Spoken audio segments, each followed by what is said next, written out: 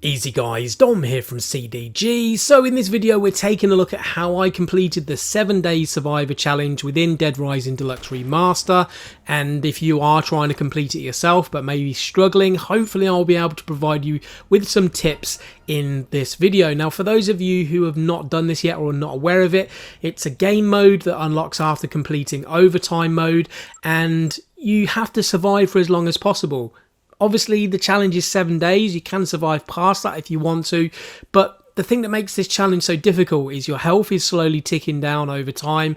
And healing items like food that you find within the mall, it doesn't respawn once you use it. So you have to be really tactical about how you go about navigating the mall and be a bit more strategic about when you use healing items. So obviously ultimately the goal is to not get injured and try and reduce the amount of healing you have to use. But there are a few tips, a few things that made this a lot easier for me, and I'm going to share it within the video. Just bear in mind this video is going to be pretty much no frills, so no fancy editing.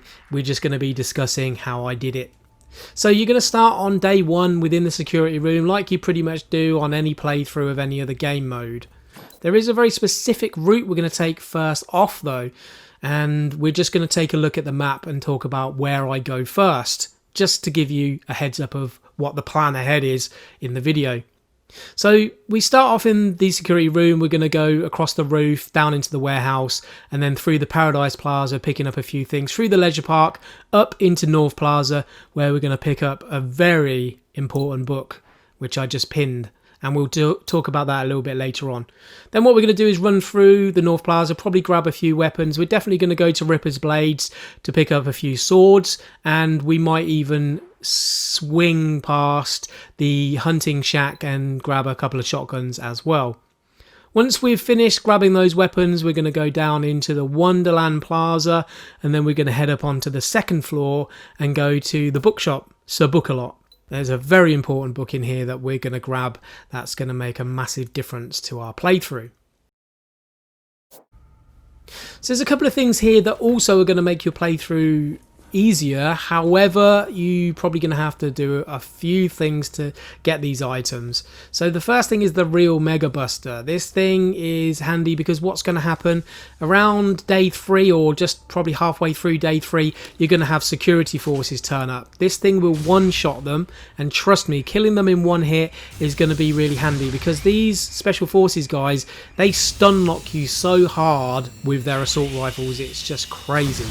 So this thing is a must. It also helps with some of the psychos that are a bit harder to kill as well.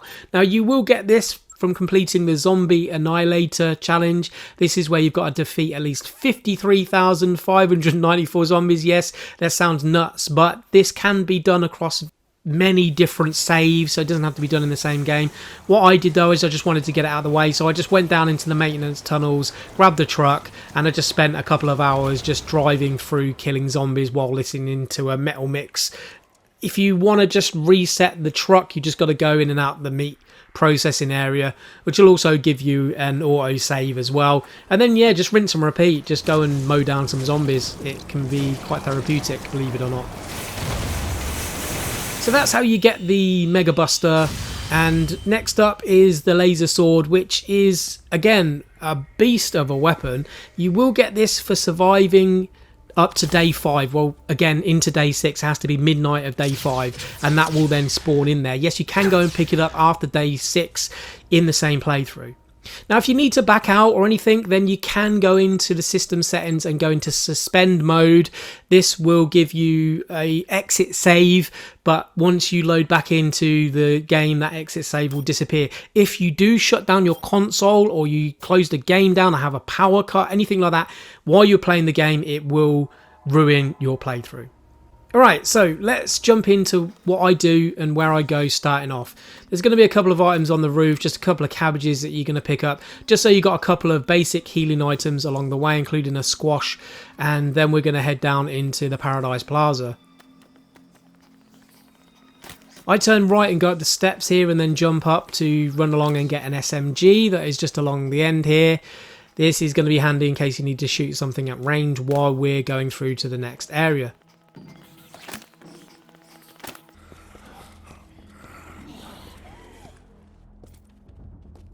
Next up, we go up onto the second floor and into the cafe here. You do not want to be using these healing items until probably around day 5 or 6. Then I grab the katana and I head out into the leisure park.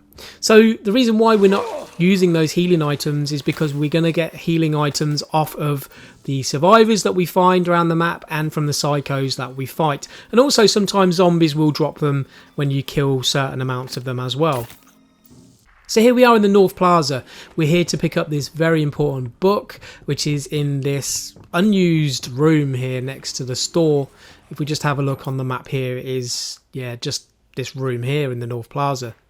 This book is the thing that made all the difference to me completing this mode, and that's a survival book that will increase the amount of health you get from the healing items, so by 100%. So every time I eat something, it's going to give me more health basically.